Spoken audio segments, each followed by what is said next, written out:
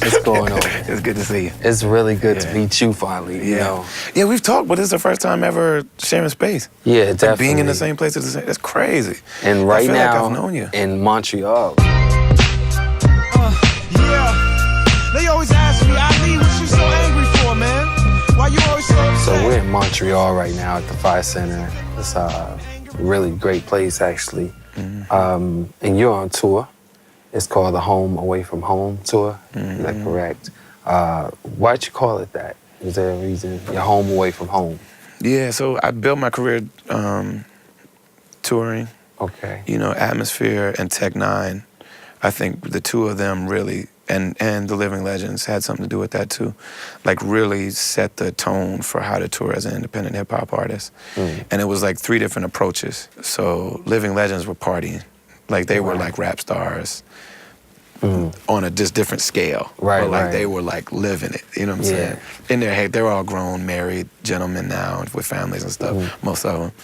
So it's not like that anymore, but and then Tech Nine was kind of on that, like, has always been on, his fans are a cult. You know what I mean? Yeah. Like I think he took a lot of his shake of touring was Insane Clown Posse. Okay, right. And I think that he really was able to adopt a lot of the stuff that he learned from them. Whereas like Atmosphere, that was like so these are like different schools of thought of independent touring.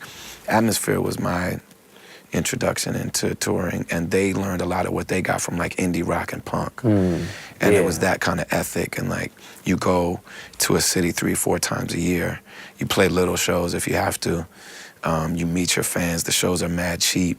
You literally are like, you've been at my last 4 shows and I know your name is Rashid and you've been at all these shows. You know what I'm saying? And thank you for coming again.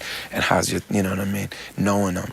The booking agent that I had as I was building my career became my booking agent. He was at a big agency and he called it early on that stuff.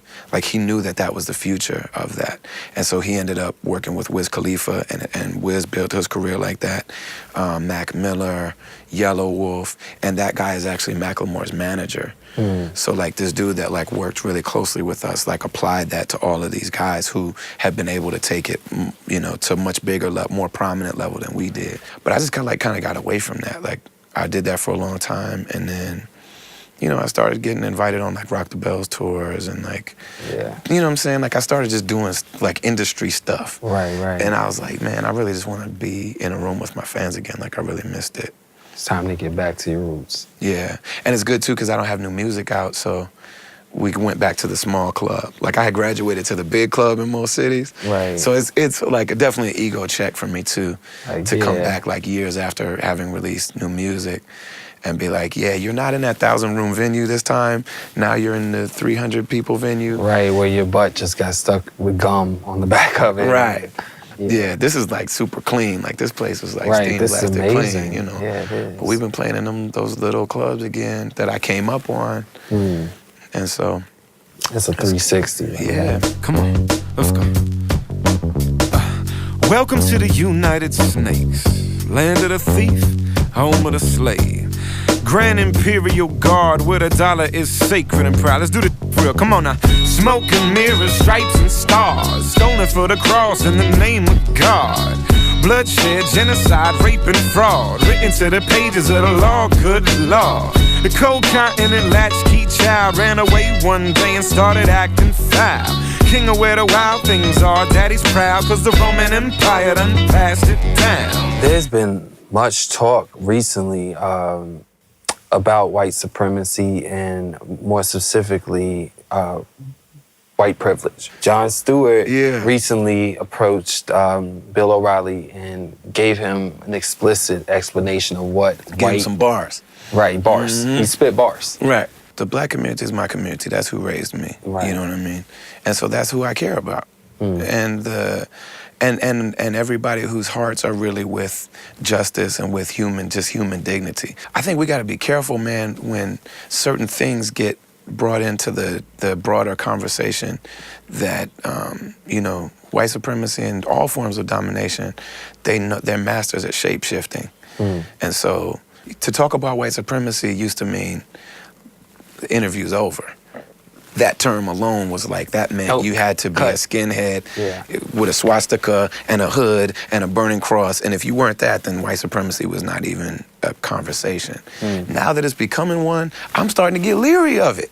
You know what I mean? Because like, once that happens, once terms like that get brought into the mainstream, they start to become inoculated to these ideas.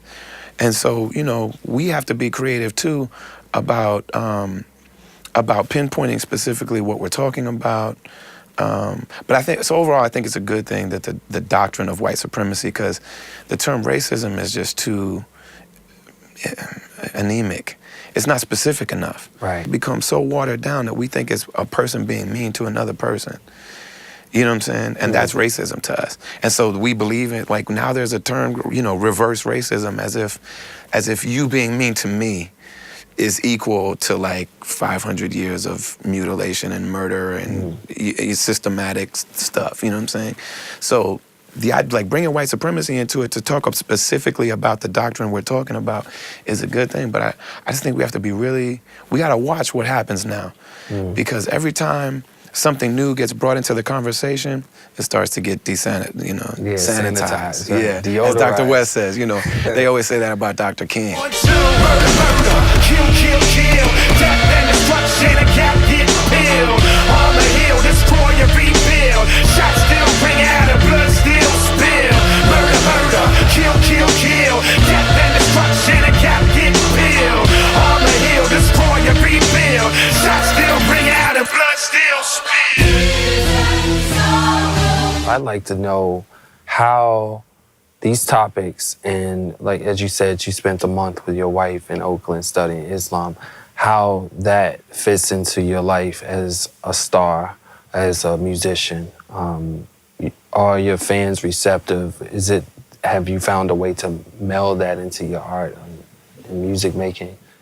It's been a challenge because, but I just do it naturally. You know what I mean? Like, I approach making music as a cultural act, and then any business that gets done with this is secondary, or is like a after effect. For the most part, there's times where I've caught myself just serving my audience, my customers, right, and try to like be real about that. But for the most part, you know, when I came out, I was just reporting what was going on in my life, and as I've evolved and grown over the years, I try to like keep it true to where I'm really at.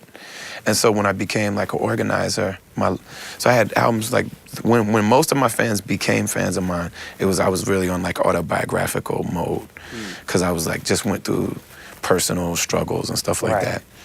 And so that's when most people signed up.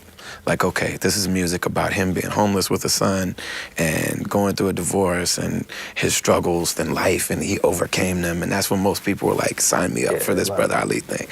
And then, you know, and it just started to change, evolve. I became an organizer and an activist, and then so the music got more political. And a lot of people were just kind of like, I don't know if this is what I signed up for. And I would imagine that the music going forward is going to be of more of a spiritual nature. And I don't know, you know what I mean? I just really don't know about that. Definitely thank you for meeting with me here. Man, thank you. I appreciate it. Thank you. My man. Yeah. All right. Yes, Peace. sir. All right.